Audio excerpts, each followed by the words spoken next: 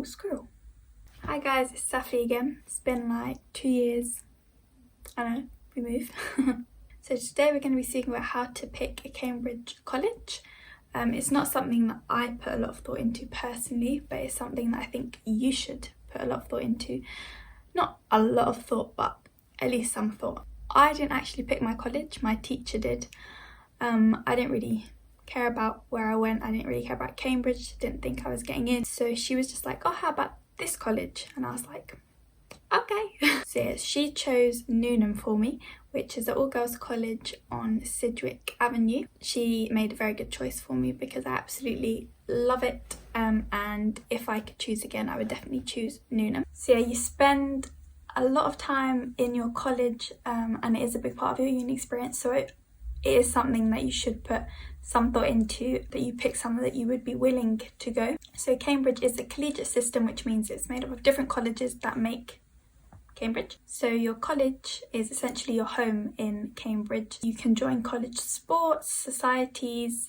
I would say it's where you spend the majority of your time. It's not the academic space at uni, although you do have some supervisions or maybe some lectures, but most of the academic stuff happens in your faculty, which is separate.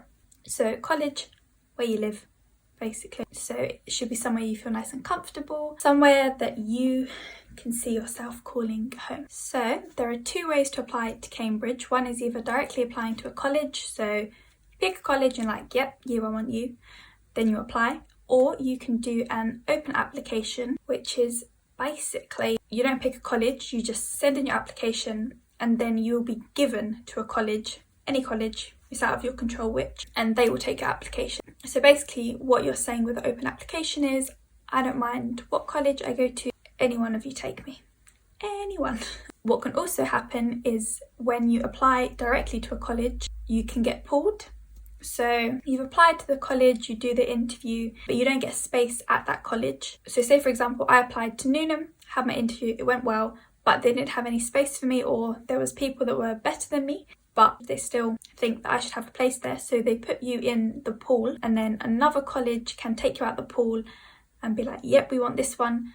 But then you'll have to do the process again. So basically it's just like another shot at getting in. Also, when I've done like access events, I've heard the staff saying to the people that come to the events, they recommend against an open application. Statistically, I think there's not actually much more chance of getting in. It's basically the same. That's what they said. Like, you don't get a say at all in what college you go to, and college life is a big part of Cambridge. So I personally would say to make a direct application, do some research and pick the college that you would like to go to. Just because if statistically there's not much difference in chance, then what's the point making an open application and then getting sent to a college that you're like, oh, I didn't actually want you, wanted that one. So I just picked that one in the first place, you know? So now I'm going to talk about the 7 things you should keep in mind while choosing your college. Like, looking back, these would have been things that I should have or would have looked up had I done, it properly, and not just been like, teacher, what one should I apply to? That one? Okay. So number 1 is to see if your course is offered at all the colleges. Most colleges offer every subject, but like the smaller ones and the more random ones, not every college offers. So yeah, that's nice and simple. So number 2 is, what type of college do you want to go to? There are girls' colleges, mixed colleges, mature colleges, and postgraduate. So yeah, Newnham is a girls' college. It's just such a relaxed environment, I feel. I personally love it. I know it's not for everyone, and basically there's this stereotype that if you apply to Newnham, you'll get asked, did you get pulled? No, I did not get pulled.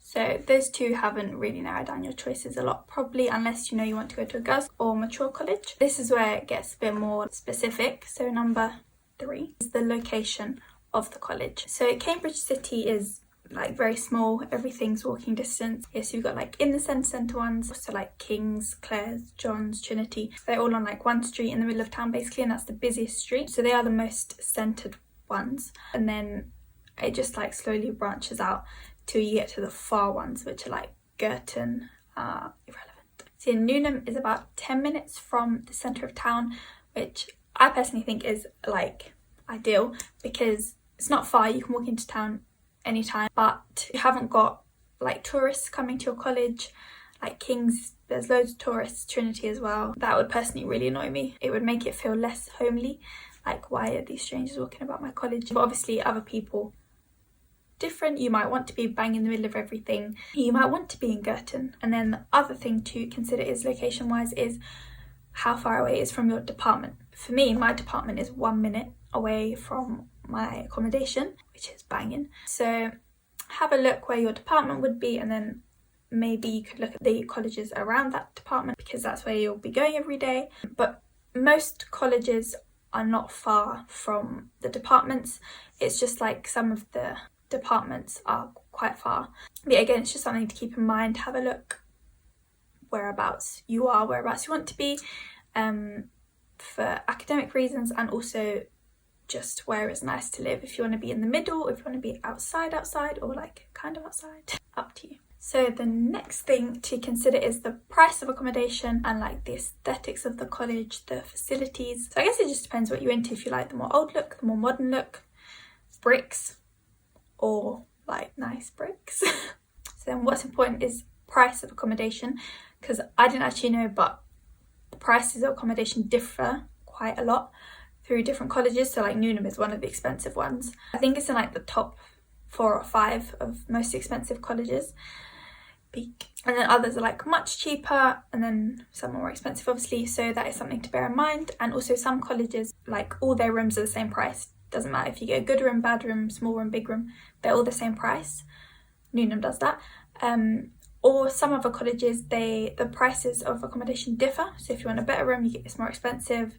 If you want a smaller room, cheaper. Those systems give you more choice and more flexibility in terms of how much you want to spend. But then the other system, so Newnham's system, is I guess more fair because it doesn't matter your financial situation, you'll still be able to get a nice room, but then it is more expensive. So depends what you want. Also check the facilities of your college depending on your interest maybe. So some have like really big sports fields, swimming pools, tennis courts, etc.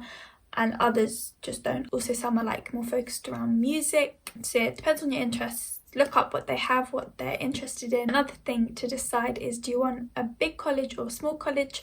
Small college like say Peterhouse would give you a more community feel. But then the big colleges, I guess you have more space, more people to interact with. Like you can meet a new person every day. I guess it just depends on personal preferences for that one.